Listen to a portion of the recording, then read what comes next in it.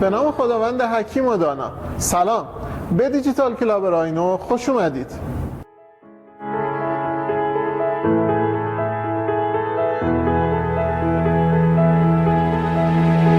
یکی از مواردی که احتمالاً در طول این صحبت‌هایی که باهاتون داشتم در مورد تکنولوژی و انواعش و این قسمت‌هایی که براتون عرضه کردیم این بوده که آیا اساساً استفاده از پرینتر سه‌بعدی توجیه اقتصادی داره؟ بعد از مروری که در قسمت‌های قبلی داشتیم در مورد پارامترهای مهم فنی پرینتر سه‌بعدی، در این قسمت به شکل خلاصه در مورد موارد مهمی که در بخش اقتصادی خرید پرینتر سه‌بعدی در انواع کاربردها هست با شما صحبت می‌کنم. در ورکشاپ دیجیتال در هر کیلو حدود 1500 تا 2000 واحد رو ما میتونیم پرینت بکنیم. در حقیقت میتونیم یه خلاصه خدمتتون بگیم که هر واحد پرینت ورکشاپ دیجیتال برای ما حدود 2 الی 3000 تومان هزینه در بر داره. کاربری بعدی پرینت رزین تمپ هست. در هر کیلو رزین تمپ ما میتونیم چیز در حدود 500 تا 700 واحد رو پرینت بکنیم که اگر بخوایم به لحاظ اقتصادی هر واحد رو محاسبه کنیم حدود 4 الی 5000 تومان هزینه ای هستش که برای ما در بر داره. سرجیکال گاید یکی از تخصصی ترین کاربردهای پرینتر سه‌بعدی در حوزه ایمپلنت.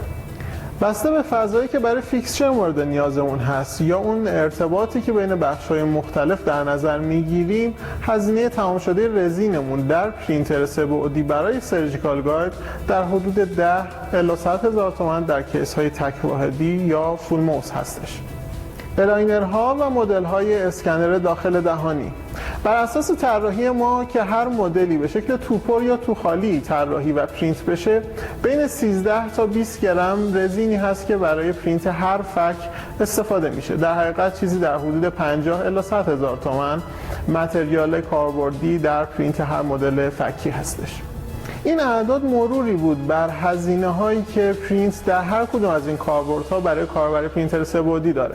بعد از شناخت دندانپزشکی دیجیتال، نقاط ضعف و قوت انواع تکنولوژی های 3D پرینتینگ، شناخت دقیق تر DLP و همینطور شناخت پارامترهای فنی و اقتصادی که در هر خرید پرینتر سه‌بعدی باید بهش توجه بکنیم، در قسمت بعد با شما در مورد روندهایی که در درمان در کاربردهای تخصصی پرینتر سه‌بعدی از منظر دندانپزشک، لابراتوار و بیمار اتفاق میفته صحبت خواهم کرد.